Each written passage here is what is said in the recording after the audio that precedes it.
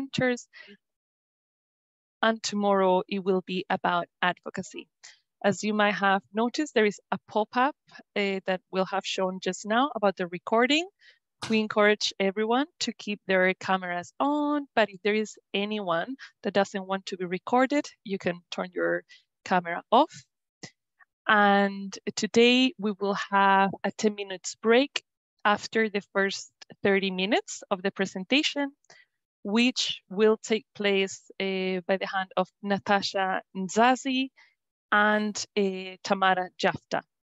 We have them with us today, and we have Haben Ghezai, and they're going to introduce themselves. So I'm going to give the floor to Tamara. Thank you. Good morning, everyone. I'm Tamara, or Tammy Jaftha, and I'm the National Director of Clinical Services at Freedom from Torture. I've been working with Freedom from Torture for about 8 years now. I'm a cognitive behavioural therapist by training, and I've worked exclusively with survivors of torture for the last 8 years. Good morning, my name is Natasha. I'm the Senior Coordinator of the Service User Engagement at Freedom from Torture.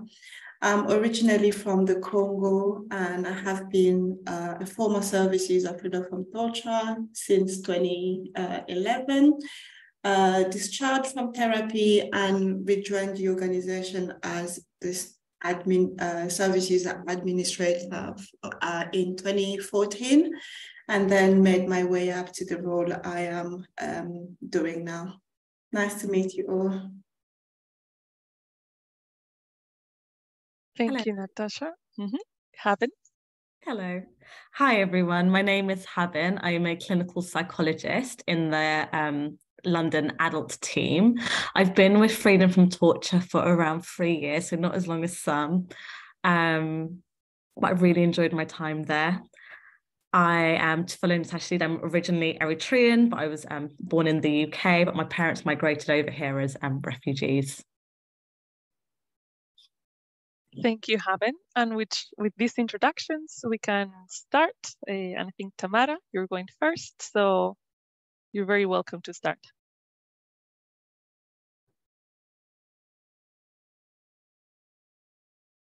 Thank you, Carmen.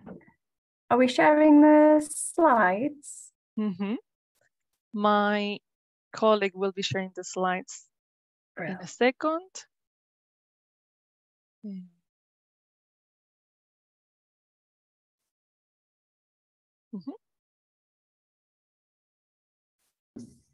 There we go. Thank you so much. Thanks so much. So thank you, first of all, for everyone for sparing the time to come and listen to us talk about engaging with survivors and telling you a little bit about the journey we've been on at Freedom from Torture. Really, really lovely to see so many of you join today to look at this really important topic. So in terms of the structure of today, I'm going to start by doing the first few slides, and I'll be focusing really on how we have worked in collaboration with survivors of torture to redesign our clinical services. And then I'm going to hand over to Natasha, who's going to talk a little bit more about engagement work and how that has interacted with our clinical services. I'm going to give you a little bit of a break, and then Haben and Natasha are going to go into more detail about some of our co-delivered services, which is where we deliver clinical services jointly with people who have lived experience of torture. Just go on to the next slide, that would be great.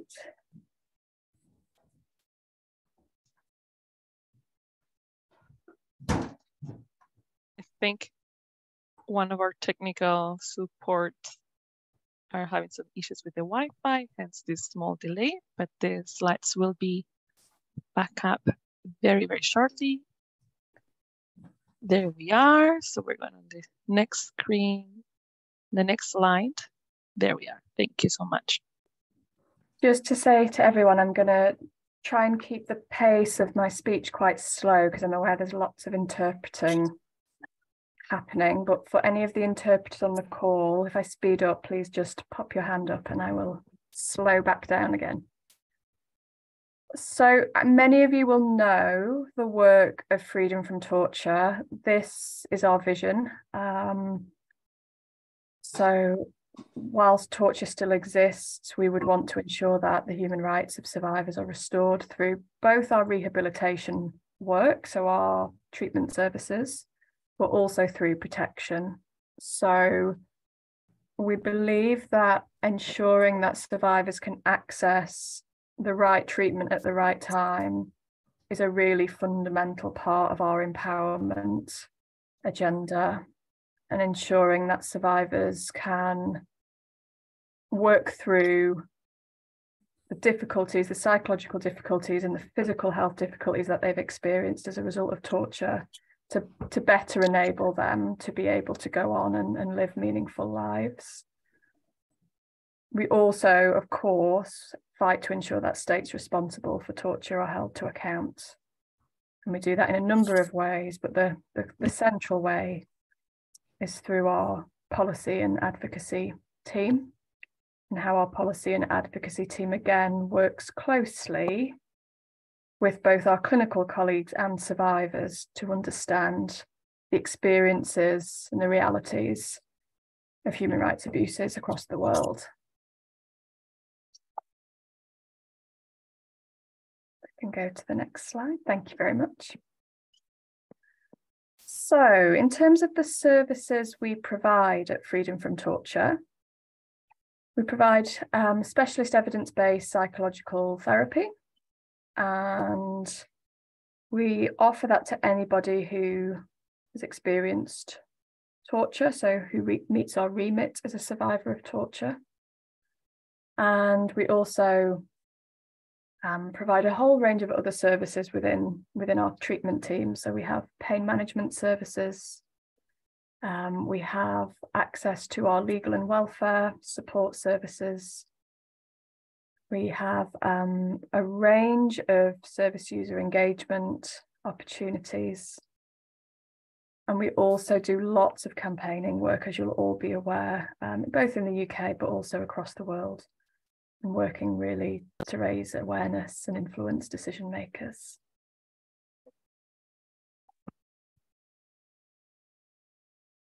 I think we might have just skipped a slide.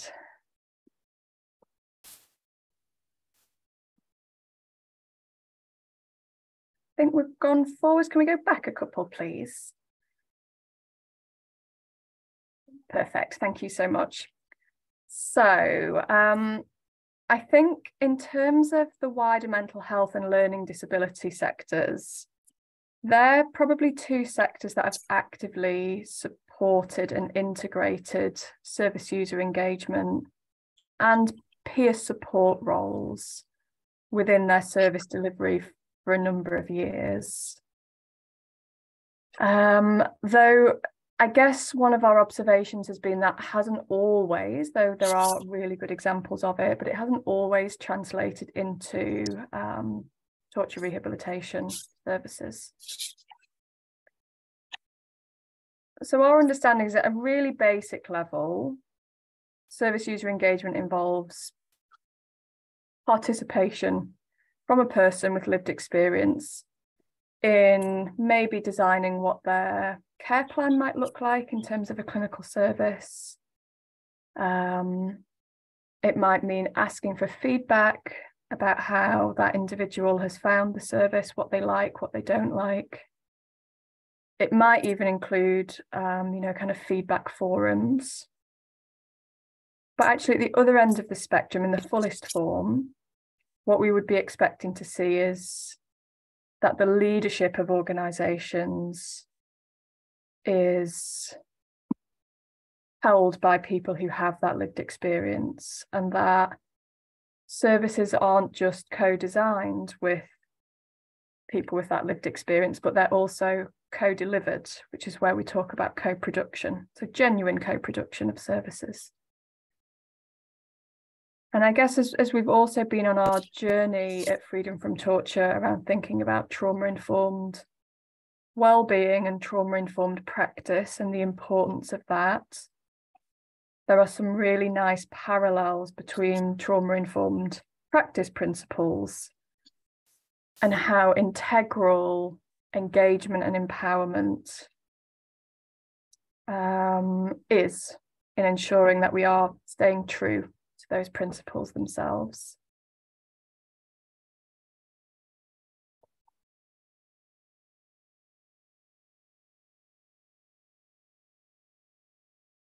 So Tammy, you just let me know when I need to skip the slides. Yeah, if you can go to the next slide, that would be great. This one, I guess.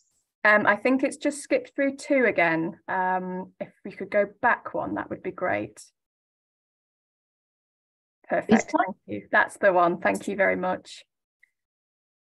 So there's lots and lots of literature available that document kind of learning, successes, you know, pros, cons, strengths, challenges of moving through what we would describe as the ladder of participation. So again, bottom run of the ladder being asking someone for input on their treatment plan, asking for someone for feedback from someone about how they found a service, all the way through to the top run on the ladder, which would represent that co-production and lived experience leadership that I was describing on the last slide. So we've been doing quite a bit of review of the literature available, and this really is some key themes about the benefits of moving up the ladder of participation.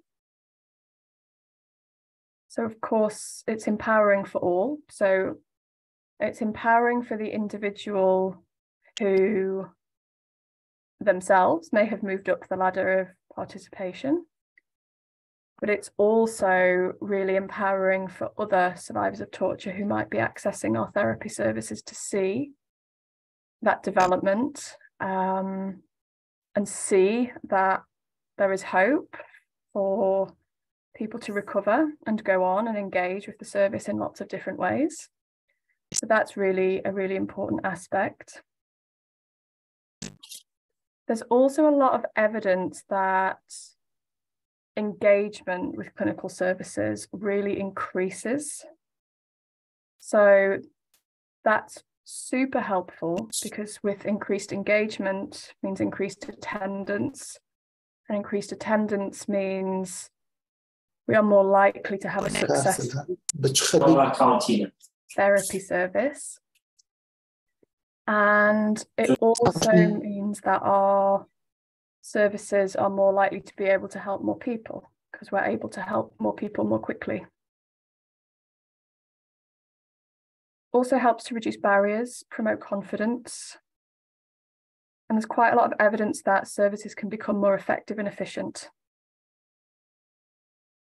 There's also the quality development that happens, being able to learn from individuals who have lived experience and who have accessed our services.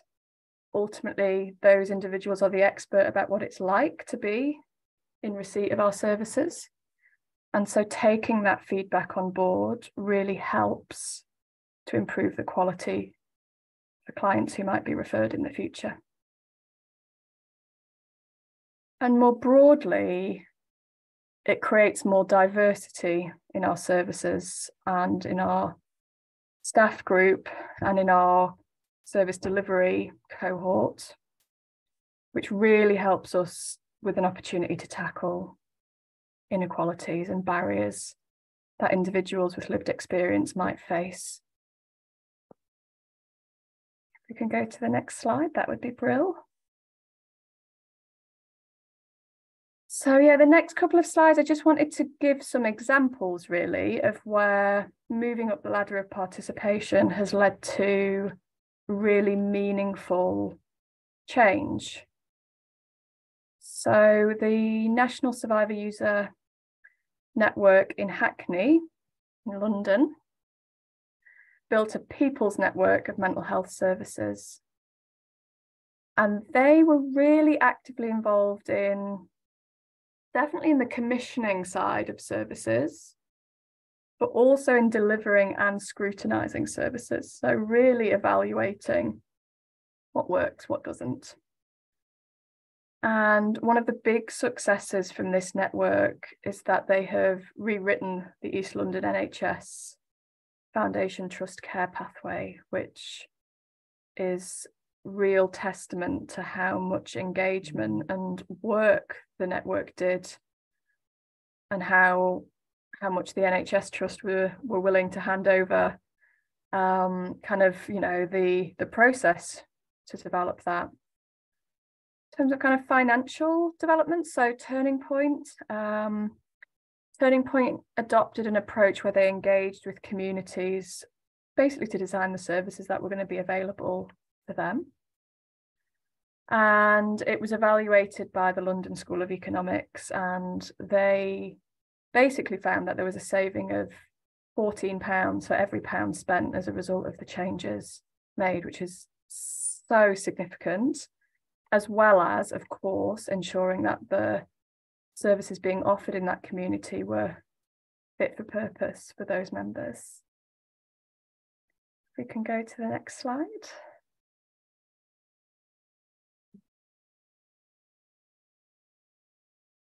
Again, another couple of examples. So Well London Health Champions Programme. So they engage with over 2,000 people. And the engagement was around increasing the amount of autonomy individuals had to make decisions about the services they were accessing. And 79% felt more positive as a result. 82% reported they were making healthier eating choices, and 85% were taking more exercise. And again, that was within a community where there were huge health inequalities, and being able to engage at that grassroots level really supported the change to happen.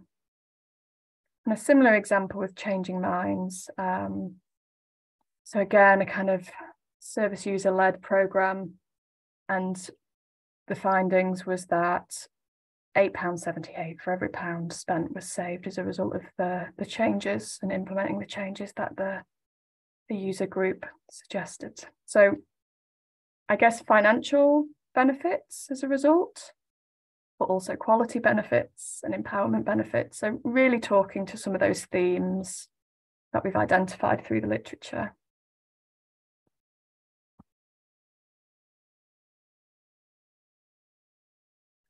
So I think Natasha and Haben and I would be really keen to be quite transparent that it isn't always an easy journey up the ladder of participation.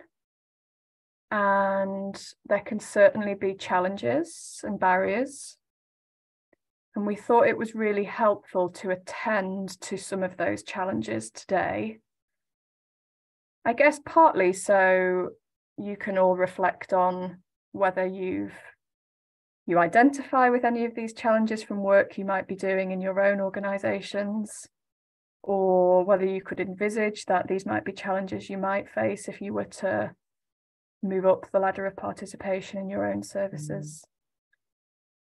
So this is from the literature, and again, there is a wealth of information in the literature about what the challenges might be. You know, this isn't it's not a freedom from torture specific challenge, it's very much across the sector and across kind of other organisations too. So these are some of the key things.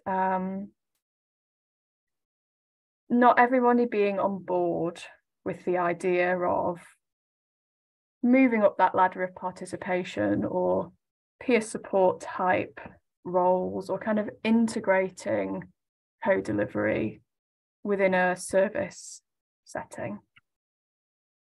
And there's lots of reasons for that. Some of that is a lack of understanding. Some of that is a worry that professional boundaries might be really difficult to maintain, particularly if the clinical staff member has had a prior therapeutic relationship with the person who's moving into, say, a peer support role. Some of that is really not understanding the role itself and the benefits and the, you know, the huge improvements that can come as a result of this work. And Health Education England have done a lot of research on this. And again, the next point sort of closely linked is that it can be quite hard to change the culture of a team sometimes to focus more on an individual rather than, well, as a service, we need to deliver this, or as an organisation, we need to deliver this. So yeah, I would really recommend the Health Education England references as kind of points to read up a bit more. It's really important that in order to move up that ladder to co-delivery, there needs to be a real commitment and dedication, particularly from trustees, senior management team. In order for this to be successful, it really has to be embedded within the whole organisational approach. And I guess one of the other challenges is without those clear boundaries or the understanding of remit, there can be a lot of conflicts in terms of maybe individuals in those co-delivery roles feeling like they have to do more and feeling a real commitment to the work and really identifying with other people with lived experience that they may be working with. So maybe there's a risk of that passion and going above and beyond approach, making it more likely that people might feel burnt out, might stretch themselves too far, might put work needs and demands over their own self-care and well-being. Or the opposite, if colleagues within the team have underestimated skills and abilities, that individual might not have the stretch and development opportunities that they are capable of and want and need. And so they might feel quite unfulfilled in their role and feel like they're not being integrated and supported within the wider team. So there's definitely some challenges around ensuring, I guess, that the role is clear and that everybody understands and can support one another with it. You can jump to the next slide, that would be great. The good news is there's also lots of information in the literature about how to mitigate some challenges. And these are some of the, I guess, some of the areas of focus we tried to attend to when we were developing co-delivered services. So transparency is really key. You can't over communicate. So, you know, facilitate conversations, reflective discussions, particularly with staff who are going to be working closely with people who are maybe coming into co-delivery posts. Like, be really upfront and honest, like, you know, there will be challenges. What are staff's worries, concerns? What, as an organisation, have we done to address some of those or mitigate some of those risks? Being really clear about the purpose of the role in the job description and induction periods. Making sure we've got really consistent and supportive supervision. The Scottish Recovery Network is actually another really good resource. They have a lot of literature. They have a lot of guidance documents about how to implement peer support models, how to implement kind of co-delivery approaches. And we've reached out to them a few times actually during our journey to think about challenges and to think about what support should look like.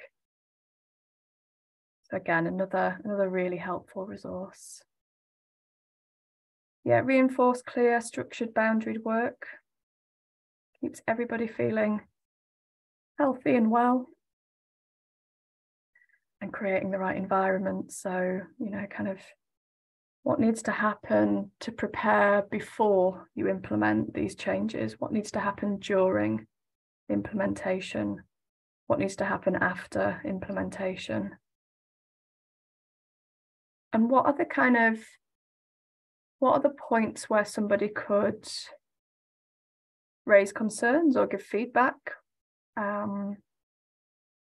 We've thought a lot about this idea that somebody could be, though not necessarily, and certainly not always the case for us, but could be applying for their first role, paid role in the UK, having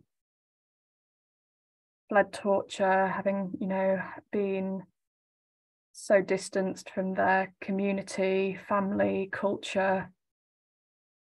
And what might that be like for somebody coming into a role for the first time, and what might the barriers be for that individual in raising concerns or passing on feedback about how they're being managed or supervised. So yeah, thinking a lot about what support structures need to be put in place to make sure we've got these feedback loops and we can identify challenges at a really early stage. Space to reflect professionally, you know, this learning and growing approach, and making sure that policies and procedures are consistent. So we had lots of conversations about, do we need something different? Do we need different policies or procedures to support people moving into these roles?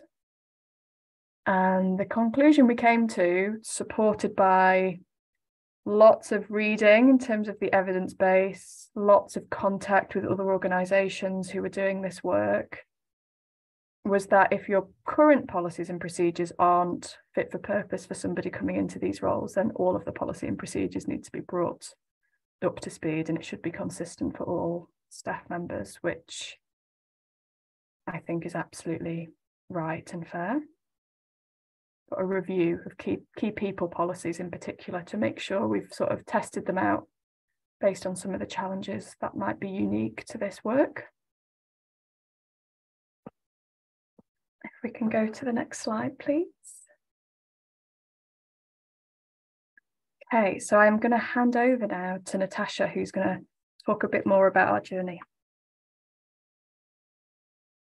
Thank you so much, Tammy. That has been excellent, and we love hearing about all possible angles. So it was great to hear about challenges and how to mitigate them, and we're very happy to have Natasha with us now. Thank you. Thank you, Carmen.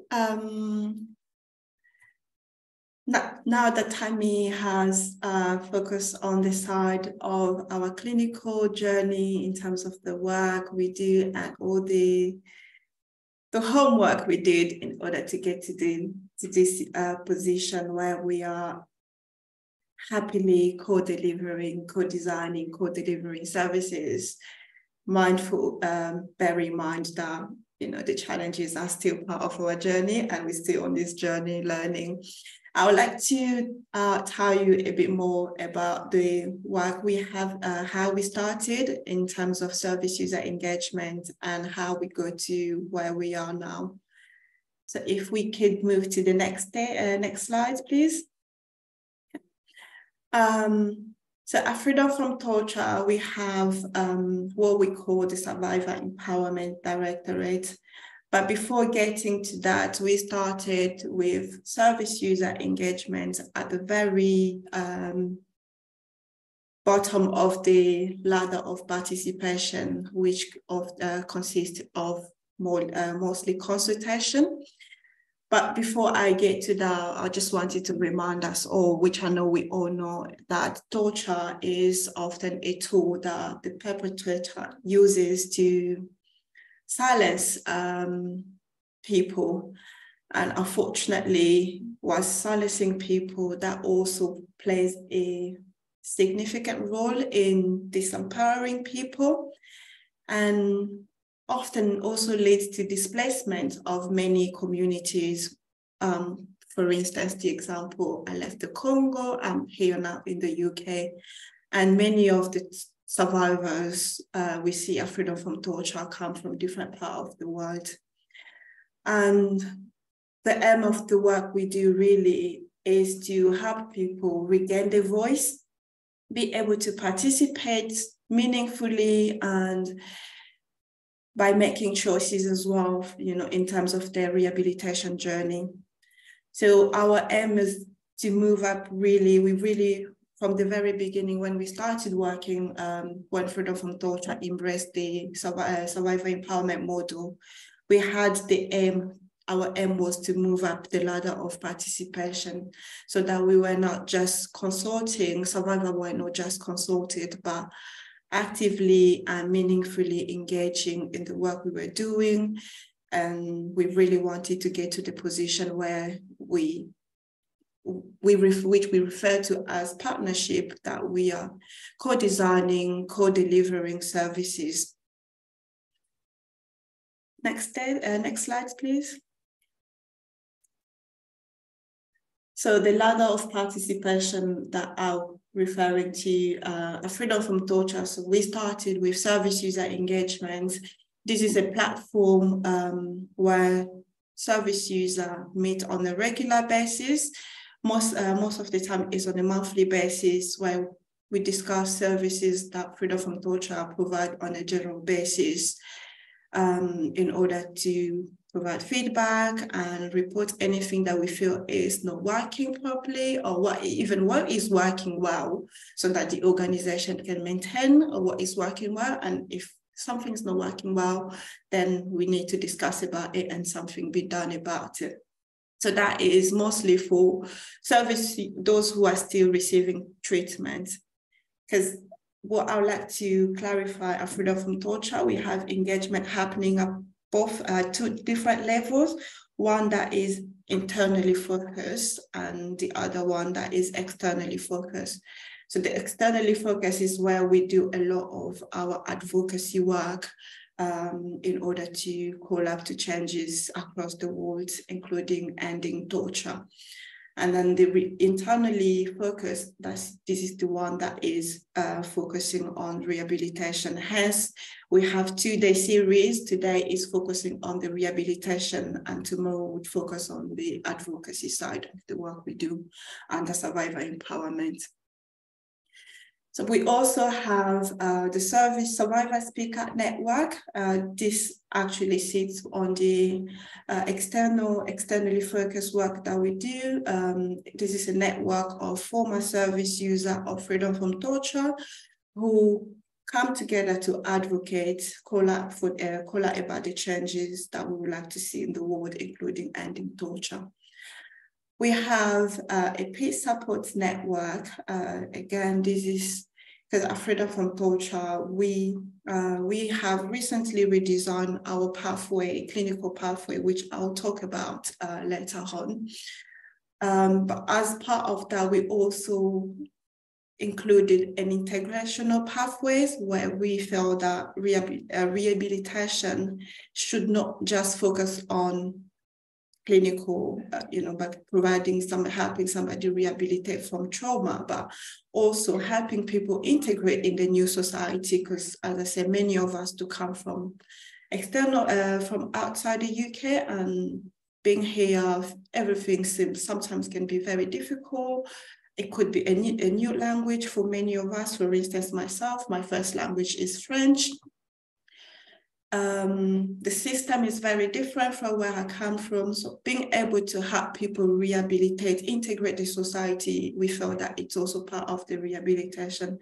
And that is, we want with the new pathway is something that we start from day one, when the person joins the organization till after they are discharged. So PSN supports really sit after post-discharge, whereby we could sit with the client, the former clients now, to look at all the integration needs which weren't met whilst they were in therapy, and how we can help them meet these needs. Obviously, a lot of the support is externally because we do a lot of signposting for these former clients. We also have a Healing Neighbourhood program that sits in our centre in Glasgow in Scotland. This again goes along with this, the principle of integration, because this is again to help people integrate within the communities. Service user champion roles. We have two, each centre, because we have 5 centres across the UK. And the service user engagement panel is, each centre has a service user engagement panel. And in order for us, there are times where we want service user to look at something or to look at a particular aspect of the work we do, or to have feedback on a matter, on an emergency matter. It could be very difficult to get everybody at the same time. So what we have is we have 2 people who are nominated champions from the panels who represents their centers at urgencies. So when we need people to come together, these are the people we go to, and that would speak on behalf of the panel. We also have lived experience trustees sitting on the board, again, because we're talking about a commitment to service user engagement or survivor participation has to be really embedded in the organization from at the SMT level, and we want to make sure that decision making as well, that we have survivor, former service users sitting at the board, making sure this being part of decisions about the shape, the direction of the organization. So for this, we have service users sitting at the board of former service user at the board of trustees. Actually, we are recruiting for another former service user to join the board. In terms of the way that we engage people, we make sure that it's not just through service user meeting or panels, because not everybody is comfortable to join the meetings or to be in a group situation. But the aim here is really to find ways, meaningful ways and varied methods to engage, to hear from every service user that we see in the organization. So this is why we also make use of surveys to make sure that we can reach out to those who are probably not ready to come to service user engagement in the form of the panel. Again, to stress how much we are serious about commitments at the higher level, senior level. We also make sure that every decision that we make about the organization is led or informed by service users. For instance, our current strategy has been co-developed by former service user and former and current service users. The whole process was led by lived experience. We really wanted to move from just consultation back to a partnership and making sure that survivor voices was represented at the leadership level. So we recently created a directorate, Survivor Empowerment Directorate, which been existed since 2021. We are now at this position where we are co-delivering services. These are services that have been co-designed and co-developed between clients, clinicians. We also in the process of recruiting for lived experience, people with lived experience for one of our co-delivery services that we are currently facilitating or delivering at the moment. Next slide. Natasha, this is just a note to let you know about the time. It's been 45 minutes. However, it's on your hands. And once you're done, we can have a 5-minute breaks. Okay, sure. Thank you. Next slide, please.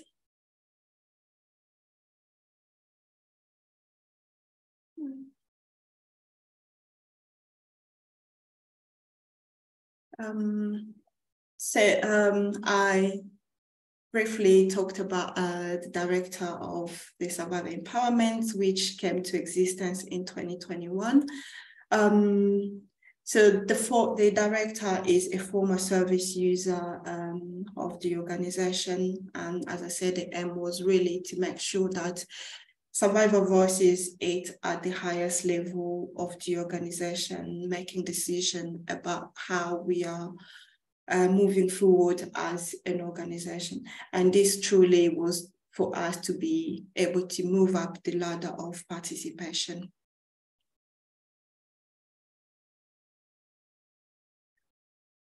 Next slide. I've already talked about the service user engagement, so let's move to the next slide, the impact slide. Next, yes. Now I would like to talk about the impact of the work that we have done so far in involving service user engagement, service user in the work we do. So in 2019, we have that before 2019, we have received a lot of feedback from service users in terms of the services that we were providing. Many weren't really being satisfied about how they were receiving their treatment. It wasn't nothing to do with the quality of the treatment, but it was how the treatment was being given to them. So we decided to audit, to speak to service user in order to learn from them how they would like those services to be provided. And we conducted a survey, which was, and every service user at the time was invited to participate at the survey. We sent out about 420, about 400 invitations to all our clients, and 50% of them responded to the survey, which was very helpful because that was our first ever survey done on the in the wider sphere. The aim was really to understand what treatments, how people wanted, what treatment people wanted, how they wanted to receive their treatment. And the result of the survey was used to inform our clinical pathway, the one we are currently using. And it also led to the co-delivery, the development of our co-delivery services, because this is why service users told us that they wanted services that involved where former service users were involved. It increased the interest in people wanting to join the organization as former service user or in either paid or voluntary positions. Therefore, we also created a recruitment panel of service users, which we refer to as stakeholder panels. This is whereby for every senior position that we are recruiting or client-facing position, we have a stakeholder panel of former service users. And eventually that also was what also informed or led to the development of the creation of the directorate, Survivor Empowerment Directorate. Next slide, please.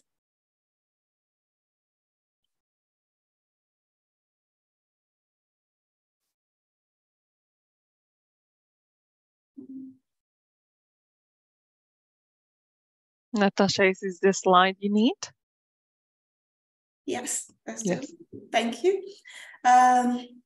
So how we went about co-creating our first service which we call, which is stabilization program, and myself and Haben will talk more about this later on. But what we did was we staff and clinical staff and lived experience staff came together to this was the survey, how we conducted the survey, sorry. So it was, clinical staff and lived experience staff came together to design the survey, which we administered, but it was mostly led by former service user or lived experience staff. And as I said earlier, the survey was sent out to clients across the organization, and we had 50% of participation of people who responded to the survey. The majority of our clients, as I said, are immigrant. People come from outside the UK. 70% of them did not have secure immigration in the UK, and 52% of them were currently in receipt of legal aid, and we have provided support with, and 48% had benefited from our medical legal report. And the result of the survey suggested that more people really wanted, what people wanted was trauma-informed therapy, so clinical services. And then the rest wanted other services to help with any difficulties they were having, such as depression, anxiety, and so and so. So the result of this survey were used to inform the current pathways that we have.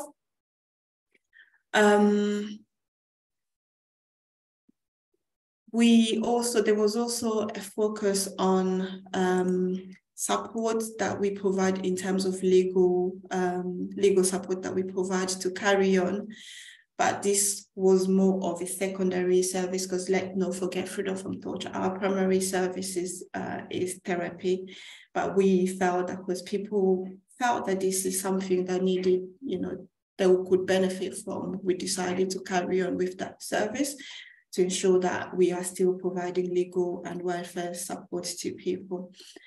And we are also providing other services such as pen management services to help many torture, because as you know, we all know that sometimes the impact of trauma can manifest through physical pain. So we also ensure that we are providing that services.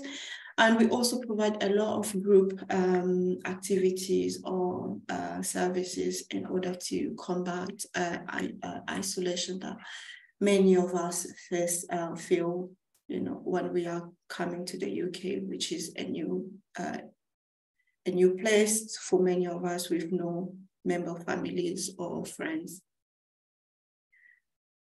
Next slide, please. The following slides, I've spoke about this. Okay. So in response to this, what we heard from service users, we have co-designed and co-created the stabilization program. This is a psycho-educational program of 9 weeks that is designed to help to provide practical knowledge to service users who are joining the organization. I'll speak a bit more about this later. And our primary services is trauma-focused intervention, which were informed by the result of the survey. And we do provide trauma-focused cognitive behavior therapy, eye movement, desensitization. What's the R stand for again, Tammy? Reprocessing. Sorry? reprocessing? Is it the R and E and the R? Yes, and the narrative exposure trauma therapy. So these are our main trauma-focused intervention, which are also evidence-based. And besides that, we also have other therapies that we provide, as I said earlier, to help with other difficulties that people might experience, such as grief, depression, loss of a family, self-esteem, and so on. And we have the integration pathways, which we are currently developing. As I explained before, it's going to be a pathway from the beginning, from the moment that somebody joins the organization to the point that you are discharged. We also have pain management services that we provide to help with physical pain that people might experience. And we also, so all of the, what is good about our services, and this again was something that was informed by the survey, is the fact that we have a multidisciplinary team that ensures that all the need of the service user is being met in terms of welfare, legal and welfare, therapeutic services, therapeutic need, or any other services that we feel might be relevant to the care of the service user that we are seeing. Next slide, please. I think at this point, if we can take a break, then when we come back, myself and Haben will talk more about the work we do under the co-stabilization, how we went about creating or co-developing, co-designing, co-developing, and how we are actually co-delivering these services. Thank you so much, Natasha, for walking us through this path from consultation to partnership. In the interest of time, we can all leave to the break now for 6 minutes. Let's say we meet at 5 past. And for those who joined a little bit later, a reminder that you can access interpretation. The interpretation button is on the same bar where your microphone is, but in the center. And by the end of the presentation, we're going to be having a discussion where you can ask questions and we can discuss everything. So see you at 5 past.